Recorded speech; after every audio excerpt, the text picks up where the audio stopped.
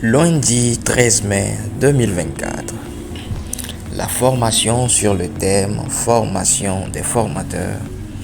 La maîtrise des techniques de conception et d'animation des modules a effectivement démarré à Lomé. Ce premier jour a été marqué par une cérémonie d'ouverture afin de favoriser la socialisation du groupe, de souhaiter la bienvenue aux participants, de recueillir leurs attentes et de clarifier les objectifs de la formation.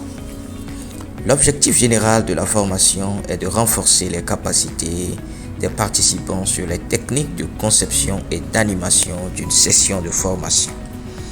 Quant aux objectifs pédagogiques, les amener à animer avec aisance, de susciter une dynamique de groupe positive, d'éveiller et maintenir l'intérêt des participants lors des formations, faciliter la compréhension et la mémorisation, intégrer les outils digitaux pour renforcer l'engagement des participants, concevoir des actions de formation efficaces et motivantes, utiliser les techniques pédagogiques adaptées et évaluer et réguler son intervention.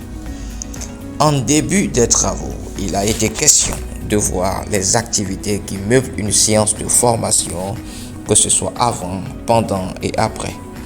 Le premier module sur le rôle et responsabilité du formateur a été développé après une phase introductive qui nous a permis de comprendre que transmettre la connaissance est un travail complexe, d'effleurer les concepts de pédagogie et d'ingénierie de la formation.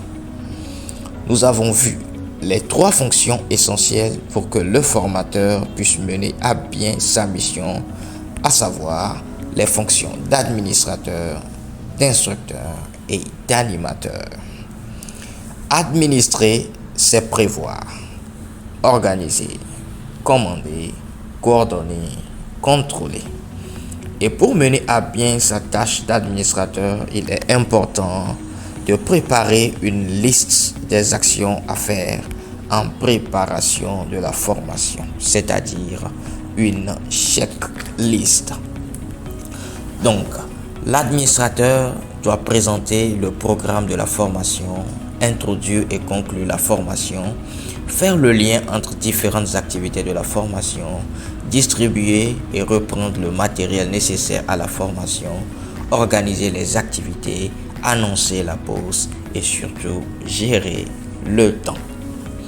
Donc, un instructeur est un enseignant, un professeur, un éducateur et l'attitude d'instructeur repose sur l'observation et l'analyse. Il est primordial pour le formateur de bien préparer les différentes méthodes et techniques qui paraissent les plus appropriées pour transmettre l'information aux participants. Donc, pour mieux instruire, il faut présenter, il faut expliquer, il faut répondre aux questions, il faut vérifier le niveau de compréhension des participants, il faut reformuler aux besoins et il faut donner et demander des exemples aux participants.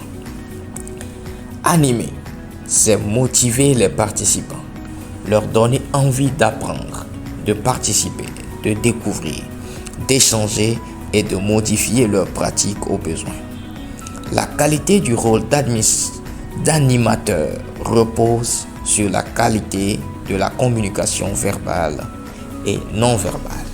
Et pour mener à bien sa mission d'animateur, le formateur doit présenter avec dynamisme, communiquer l'envie d'apprendre, encourager la participation aux activités et aux débats, encourager le partage d'expériences et d'idées, montrer son intérêt lors des prises de parole des participants, créer une dynamique de groupe facilitant l'atteinte des objectifs et s'assurer de la participation et de l'implication de chaque participant présent.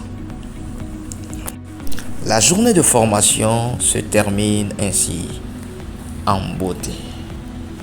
Merci et bonne suite.